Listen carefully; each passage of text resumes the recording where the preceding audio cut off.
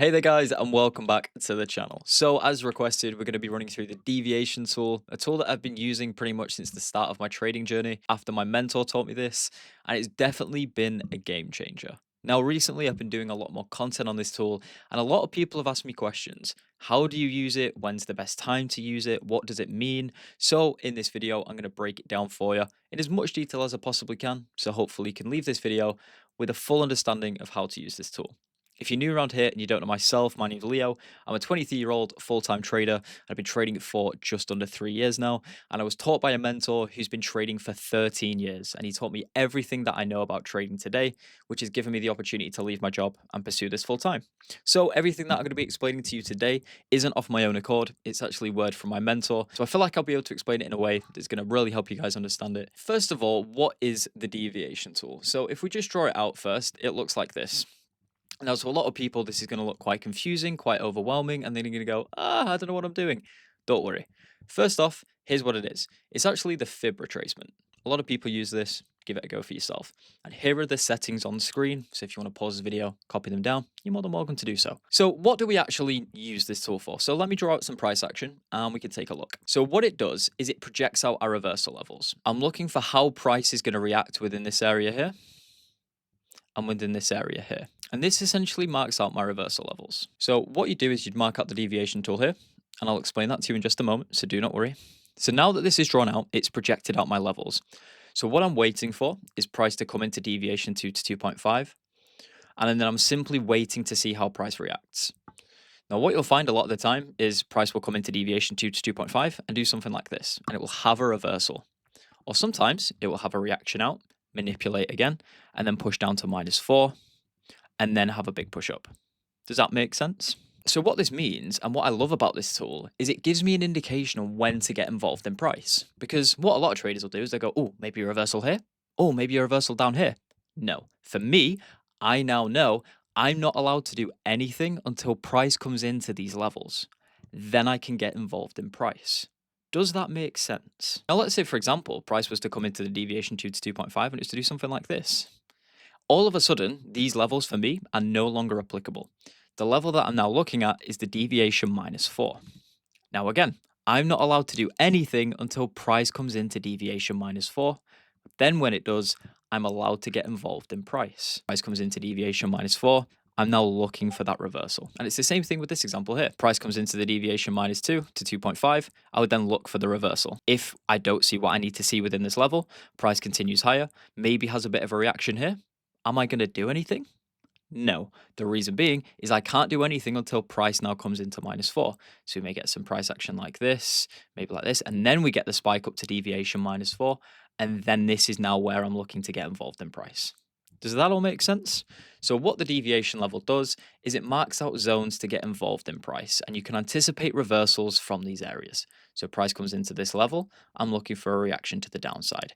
If we don't get that reaction to the downside, what price is likely to do is continue going higher, tap into the -4, and then now I can look to get on side with a short. So now that we've covered what the tool actually does, how do we actually mark this out? So I'm going to give you a couple of examples in just a moment, but I want you to understand this. So this is what we call the manipulation leg. This right here is the move lower before the big impulse up. And you'll see this happen so many times. When it comes to marking out this tool, it's pretty simple. Price is maybe up here right now. All I'm looking for is the move lower before the push higher. And this move lower is where I'm going to mark out the tool from. So I can then simply grab my tool from the low to the high, and that will project out my reversal levels. And same thing in this example. When price is making higher highs and higher lows, all of a sudden, bang, we've had a bit of a sell-off. Now what I can do is, knowing that this is the last up move before the big down move, I can simply mark out my tool from the high of this move all the way to the low of this move. That's then going to project out my reversal levels, and I'm simply waiting to see how price reacts within these areas. So I've drawn out a little example here, and I want to see if you can find the manipulation leg. This example is pretty simple. Give you a few seconds. 3, 2, 1. Okay, so it would be this leg here. And as you can see, this has marked out my reversal levels. So where would the manipulation leg be here? I'll give you a few seconds. 5, 4, 3, 2, 1. The manipulation leg would be this leg here, as this is the move lower before the big impulse up. Can you find the manipulation leg anywhere between this price action here? I'm going to give you 5 seconds. 5, 4, 3, 2, 1. If you set this level up here, you would be correct. We mark it out from wick to wick, and all of a sudden this has projected out our reversal levels. Now take a look. Price came into deviation 2 to 2.5, had a really nice reaction out of there, and then continued pushing lower into the deviation -4. Price had a really nice reaction from this level, failed to break lower, and we eventually got the impulse up. So it would be between these levels here and these levels here that we're looking to get involved in price. All right, there's another clear manipulation leg on screen. Can you find it? 5, 4, 3, 2, 1. I think this one's pretty easy. So you'd mark it out from this high here all the way down to the wick. And as you can see, this is projected out our reversal levels. Look what price has done as soon as it's come into deviation 2 to 2.5. Failed to go below this area, and a beautiful reaction back to the upside. And this is no coincidence. This happens time and time again in the market. So just to run you back through on exactly what we'd do to mark out this tool, we would mark it out from the last push up before the big move down. Now, I'm going to tell you something very important about this tool. All right, so take a look at this price action in this yellow box. Can you see the manipulation leg? I'm going to give you 5 seconds. 5, 4, 3, 2, 1. Okay, so the actual correct answer to this is there isn't one. There's no clear manipulation leg here. And it can be very easy to force this tool. So you may be on a, whatever time frame. You can use this on any time frame, by the way. You may go, well, if I do that, it doesn't really work. But if I do that, then we have kind of come into deviation 2 to 2.5. Or maybe this one, if I do this, yeah, that kind of looks better. You're forcing this tool. And it's very easy to fall into that trap of trying to make the confluence fit. And that is not what you're supposed to do. When it's obvious, it will be as clear as day. Like, for example, there's a clear manipulation like here. You can see it, right? It's this big up move before the big down move. So what I can do is I can simply mark it from the high all the way to the low. Then it's projected out my reversal levels. Pretty straightforward, right? But when you're trying to mark it out in price action like this, and you're trying to force it and go, well, I could maybe put it there, or that doesn't really work. Just don't force it. If you're trying to force it, most likely there's just not a manipulation leg to use. And that's fine, because sometimes the market isn't going to give you what you need to see. And that's when you just stay away. So don't get caught in the trap of forcing this tool. Now, keep in mind as well with this tool, it can be used on any time frame. So I get this question all the time of like, well, what time frame have you marked it out on? Well, price is fractal. So let me explain. If I mark this manipulation leg out on a 5-minute, okay, if I go to a 3-minute, it's going to be the same manipulation leg. Can you see that? If I go to a 2-minute, it's going to be the same manipulation leg. Can you see that? You see what I'm saying? So price is fractal. So if you mark it out on the deviation, if you mark the deviation tool on a 5-minute time frame, most likely it's going to line up with the 3-minute time frame, the 2-minute time frame, the 1-minute time frame, the 15-minute time frame. So it doesn't matter what time frame you use. What I'd recommend is you can see this on a 1-minute doesn't look the greatest, but if I go to a 5-minute, this actually looks better. Now let's try a 15-minute and see if that looks even better. Okay, so yeah, on a 15-minute, that looks even better. So I can just mark it out from there, look. And then as you can see, it's pretty much going to be the same thing on a 1-minute, a 2-minute, a 3-minute, a 5-minute, a 15-minute. Don't get too caught up of trying to force it on each time frame, because just use whatever time frame looks the cleanest, because it's all the same thing. All right, now let's see if we can mark up a trade using the deviation tool.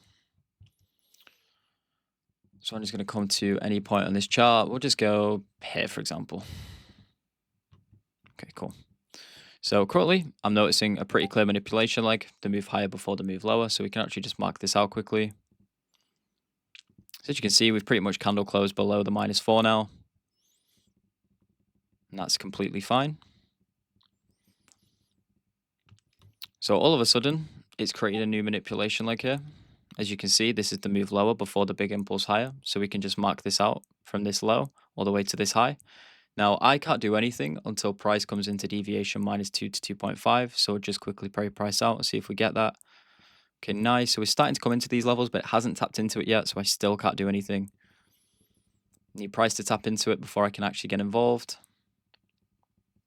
Okay, nice. So there you can see we've now tapped into this area, deviation level 2 to 2.5, and look at that reaction. That is no coincidence. So what I'd normally look for here is something such as divergence. So what I'd like to see is a divergence. I actually have created a video on divergences. So if you want to look at that, I'll leave it somewhere on screen where you can watch it. So once we have a divergence with inside the deviation minus 2 to 2.5, what I'd normally use is something such as an inverse gap as an entry. So you can actually see here that we've candle closed this gap with some pretty strong momentum. So this would be my entry point here. And in terms of stop loss placement, that's completely discretional. That's completely up to yourself. So maybe I'd have my stop loss something like this, and then I'd simply target a 1 to 2. And if we just play price out, we'll see if we get stopped out here. No, it's pretty much come straight down to take profit. And that's how simple using this deviation tool is. Just being patient. I've not got involved in this area of price here. By doing so, I may have been manipulated out of break even, and I've been patient enough to wait for price to come into my key level, which was deviation 2 to 2.5. We've created a divergence. We've had a really nice reaction from this area, and I've managed to catch a really nice 2-hour trade from that area. And that is as easy as it gets. So pretty much every single trade that I take is using deviation levels, and I've got some really good results for this year from doing so. And that's simply from just using the same model every time. Divergences, deviation levels, inverse gaps, and momentum. And just doing this over a consistent basis has got me some really good results. So hopefully now you can walk away understanding the deviation tool in a little bit further detail. I'll just pop the settings up on screen just in case you didn't catch them at the start of this video.